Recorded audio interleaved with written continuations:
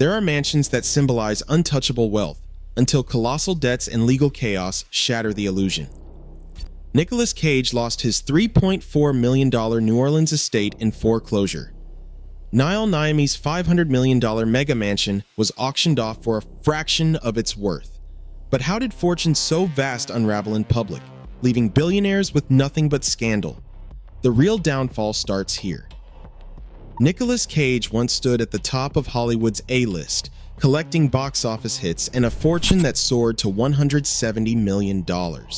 His spending habits were legendary, from castles in Europe and rare cars to dinosaur skulls, and in 2006, the infamous Lalaurie Mansion in New Orleans. The property's haunted reputation only added to its appeal. Cage paid $3.4 million for the mansion, structuring the purchase through an LLC to shield his name from public records. But behind the scenes, his finances were unraveling. Advisors warned him about mounting debts and looming tax bills, but the warnings went unheeded. By 2009, the IRS had filed multiple liens for unpaid taxes. The housing market collapse left Cage over-leveraged, with real estate that could not be sold fast enough to cover his debts. In November 2009, the Lalaurie Mansion was auctioned off for $2.3 million, far less than he paid after Regions Financial foreclosed.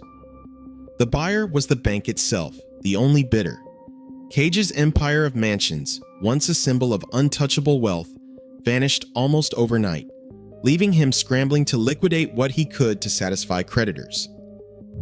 Niall Niamey's story in Bel Air played out on an even grander scale.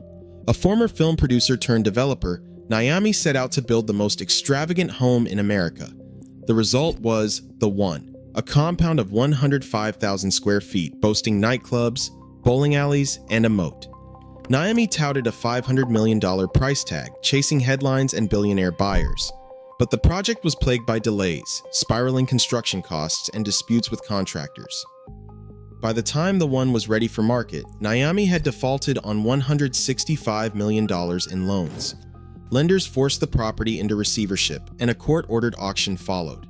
In March 2022, The One sold for $141 million, including buyer's fees, a record but less than a third of the dream price. Even that sum was not enough to pay off the creditors. Niamey's vision of limitless luxury collapsed under its own weight, with the world watching as Bel Air's ultimate trophy became a cautionary tale. Both Cage and Niamey believed their fortunes would outlast any setback. In reality, taxes and loans set silent timers on their mansions. When the deadlines arrived, not even fame or spectacle could stop the foreclosure hammer. Their downfalls, though different in style, reveal the truth. In the world of luxury real estate, unchecked ambition and financial neglect can erase fortunes faster than they are built. Federal marshals arrived under cover of darkness at Thomas Kramer's Star Island estate in 2013. The order in their hands was clear: enforce a $192 million debt ruling handed down by a Swiss arbitration panel. Gates swung open and agents moved quickly, cataloging the property's oddities: life-sized animal statues, gilded mirrors, rare art, while Kramer's legal team scrambled through last-minute filings that did nothing to slow the process. The estate, once the backdrop for wild parties and high society intrigue, was now a scene of quiet inventory and court-mandated seizure. By sunrise, Kramer's world had been reduced to a list of assets for auction. The Star Island seizure wasn't just about unpaid bills, it was about international courts flexing their power across borders, leaving no sanctuary for overextended wealth. Just a few miles away, another icon of excess faced a different kind of reckoning. The Versace mansion, known for its lavish mosaics and storied parties, had become a financial albatross after Gianni Versace's murder on its front steps in 1997. The property languished on the market, its $125 million asking price scaring off buyers, wary of both its tragic history and skyrocketing operating costs. In 2013, a court-ordered auction drew only a handful of serious bidders.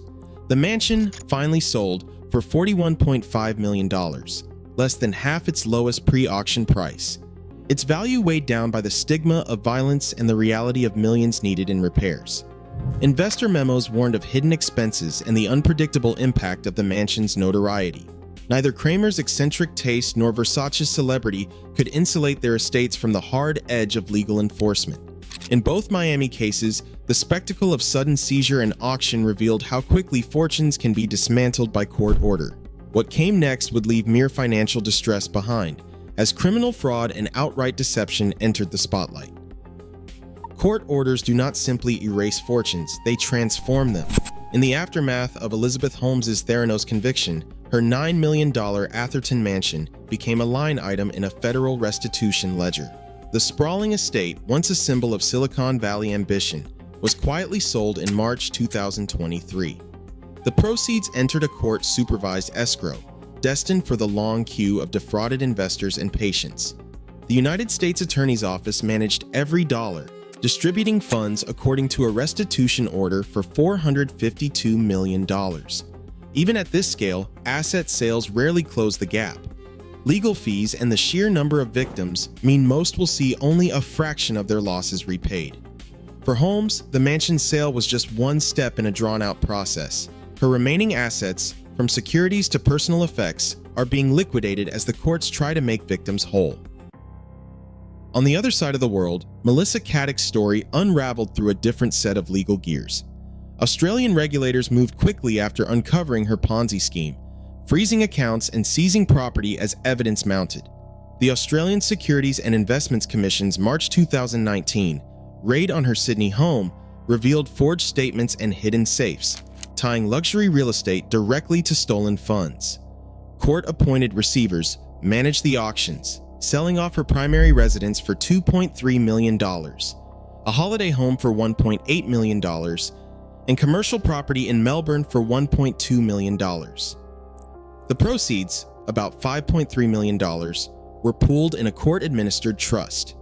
Victims received payouts based on the proportion of their losses, but the total repaid, roughly $4.1 million, fell short of the sums missing from Caddick's books.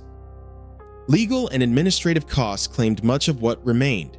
Both cases reveal the precision and limits of legal finance in the wake of fraud. Restitution orders and regulator-managed auctions convert private crimes into public paper trails, tracking every asset from luxury estate to escrow account. For the victims, the process offers some relief but rarely full recovery. For the perpetrators, the loss of their mansions is more than a headline. It is a public reckoning measured out in court filings and wire transfers. Larry Price's Montana mansion rose from the ground as a monument to supposed fortune. A 30,000 square foot estate built with money investors believed came from a booming water bottling business. In reality, the cash flowed from a web of false promises and doctored documents. The FBI listened in as Price spun stories over the phone, assuring out-of-state backers that profits were just around the corner.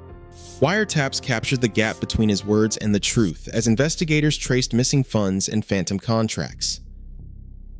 By 2018, federal prosecutors had enough. Price was indicted on wire fraud charges, and the mansion he once flaunted became evidence in a criminal case. The property, stripped of its grandeur, was auctioned to help repay victims, its marble halls echoing with the fallout of lies recorded on tape. On the opposite coast, the sins of another era caught up with Paul Castellano's so-called White House in Staten Island. Castellano, who ruled the Gambino crime family from behind iron gates, met a violent end on a Manhattan sidewalk in 1985. His murder set off a scramble, not just for power, but for control of his assets. The IRS moved in, filing liens against the estate as mob infighting simmered in the background. For years, the mansion sat in limbo, its opulence shadowed by surveillance and suspicion. In 2000, the property changed hands in a quiet sale, closing the book on one of organized crime's most visible trophies. The sale was not about market value. It was about erasing a symbol of untouchable wealth, now vulnerable to the reach of law. Wiretaps, liens, and court orders are the tools that strip away the last defenses of the corrupt and the powerful. When criminal evidence piles up, even the grandest mansions become bargaining chips, their fate decided not by taste or ambition, but by the cold logic of enforcement. Today, luxury real estate is seeing record foreclosures, as speculation and fraud hit new highs. Even the richest can lose everything overnight. In a world where fortunes can shift with one lawsuit or a loan call, The true foundations of wealth, transparency and accountability, matter more than marble or gold.